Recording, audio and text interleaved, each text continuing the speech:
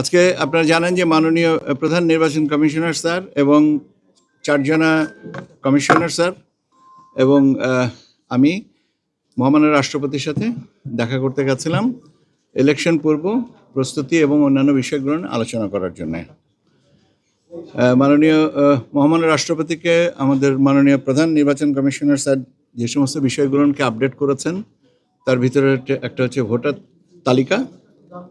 এ বিষয়ে উনি বলেছেন যে গত জানুয়ারি থেকে শুরু করে 31শে অক্টোবর পর্যন্ত ভোটার তালিকার ক্রম সংযোজন এবং বর্তমান অবস্থা সেটা, পলিটিক্যাল পার্টি রেজিস্ট্রেশন যেটা হয়েছে এবং পলিটিক্যাল পার্টি রেজিস্ট্রেশনের সর্বশেষ অবস্থা, দুটো ভোট একই দিনে হওয়ার বিষয়, জাতীয় সংসদ নির্বাচন এবং গণভোট, এই দুটো বিষয়ে কিভাবে আমরা করব, ব্যালট পেপারগুলো কিভাবে তৈরি করা হচ্ছে, ব্যালট পেপারগুলোর রং কি হবে, ব্যালট পেপার কিভাবে একজন প্রার্থীকে একজন ভোটারকে দেওয়া হবে, তিনি কত সময় আমাদের মক যে ভোটিংটা হয়েছিল সে অনুযায়ী কতটুকু সময় নিয়েছেন এবং সম্ভাব্য এই সম্পর্কিত এবং গণনার পদ্ধতিটাকে বিস্তারিত উনি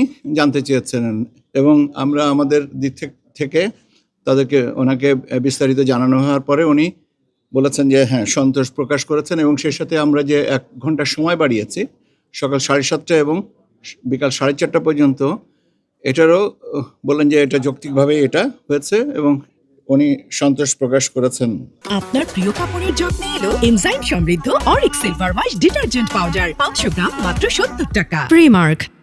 উনি অত্যন্ত মনোযোগ দিয়ে যেটা জানতে শুনেছেন সেটা হচ্ছে আপনার out of country voting and in country postal vote, এইটার সম্পর্কে ওনার কৌতূহল এবং পদ্ধতিগত বিন্যাস এবং প্রযুক্তিগত বিষয়গুলো যে আমরা আমাদের স্থানীয় কী বলা যেতে হবে এক্সপার্টস দিয়ে করা হচ্ছে, এটা শুনে উনি অত্যন্ত খুশি হয়েছেন এবং উনি সার্বিকভাবে আমাদেরকে বলেছেন যে নির্বাচন কমিশন এগিয়ে যাচ্ছে এবং একটা ভালো সুষ্ঠু এবং অর্থবহ নির্বাচনের জন্য যতটুকু সাহায্য সহযোগিতা এবং সহানুভূতি ওনার দিক থেকে প্রয়োজন দেওয়ার সুযোগ আছে, উনি তার থেকে বেশি ছাড়া কম দেবেন না।